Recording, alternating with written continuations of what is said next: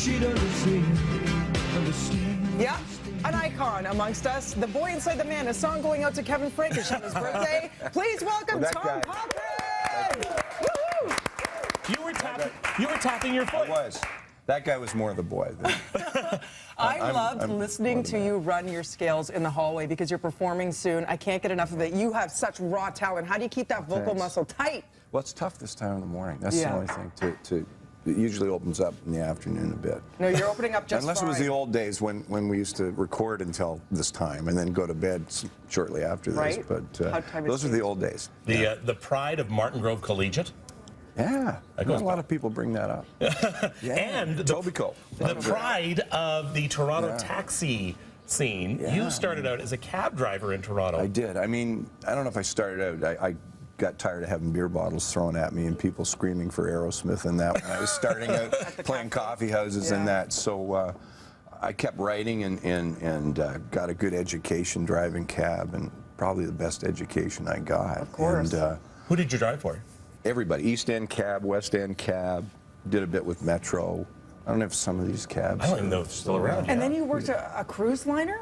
Is that right? No, and I haven't changed that. I actually crewed on a racing class catamaran, which was I threw up all the time. I get seasick. So what I was doing out there, I don't know. But we were out in the Atlantic Ocean. We did a passage from Port Credit, down the Hudson River and out through New York. And we went around. We had 2 accidents. We ran aground in Wachapreague, which is near Chesapeake Bay, and the Coast Guard had to pull us off there, and then we went back out and we had another accident off of Cape Hatteras, and it was just wild. So I spent about, I don't know, a month and a half, 2 months. We took it down to the Caribbean, and but we that was a bit of an education as well. So it wasn't like I was a waiter or playing music on the cruise liner. No. You get seasickness, and yet you love flying planes. You have like a love for planes. Yeah, I mean, for some reason I don't, get sick flying. But I had a float plane.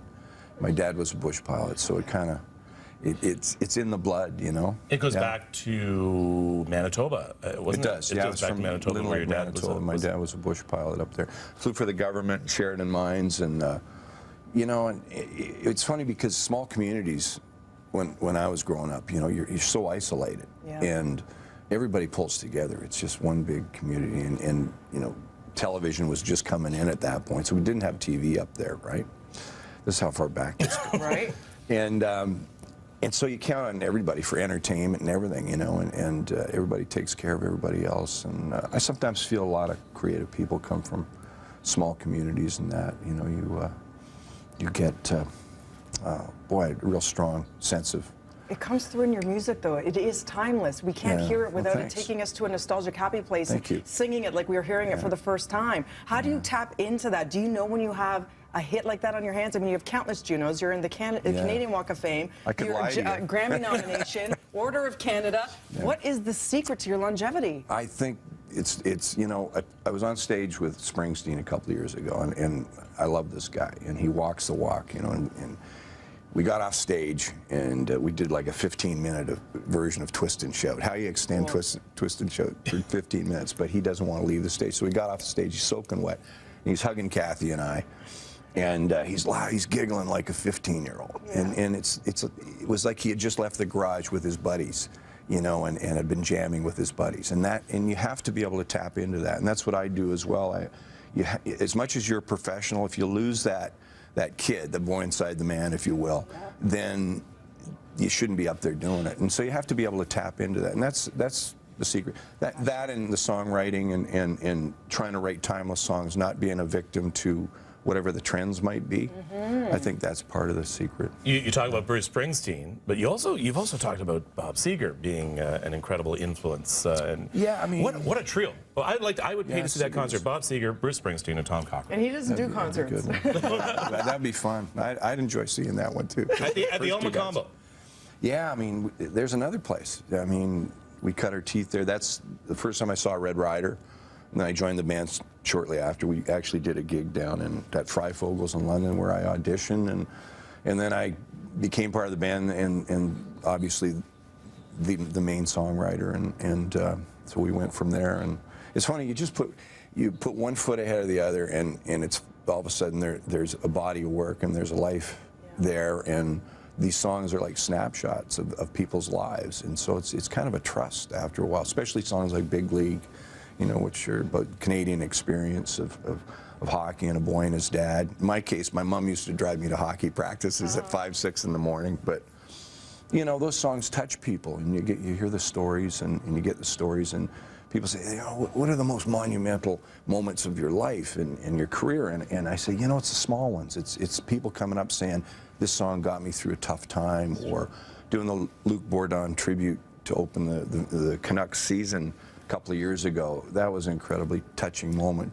to play Big League at that show. You're going to do My Life as a Highway in a few minutes, I think. Yeah, we might do that. Might do that? If you remember the words. It. This is an anthem. If I can hit the notes. This is an anthem. This song has taken a life of its own. I mean, it's in a Disney movie.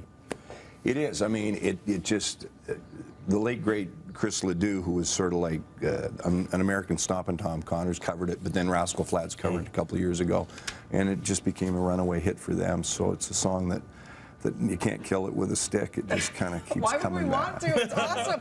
Also, we're celebrating your brand new album, Take It Home. We're going to get a sample of track number 3 called Diamonds. You are a diamond. You are one in a million.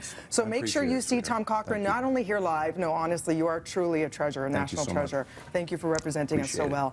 Also, see him live, Massey Hall, another amazing venue, Friday, March 13th. Go to tomcochrane.com, but keep it locked because we're going to hear you warm the cockles of our hearts with your voice in just a little bit. I checked this on iTunes. Just $5.99. Come on, that's easy. Download it right now. You know, CDs have become the poster for the tour. You know, that's. Right? I just want as many people to hear this as possible, and it's doing well, and you know, I've enjoyed this ride. To be able to go out and do the tour, we did 5 shows in 6 nights, which I haven't done that in a long time. Really? And finished in Vancouver, and but you have to have. To me, having these new songs, it's great playing those. But we're playing all the old ones in concert as well. All right, so we have more Tom Cochrane coming up as well. We're going to take a look at the power outage situation, bring you up to date on that. So stay with us here on Breakfast Television. Busy morning. It is.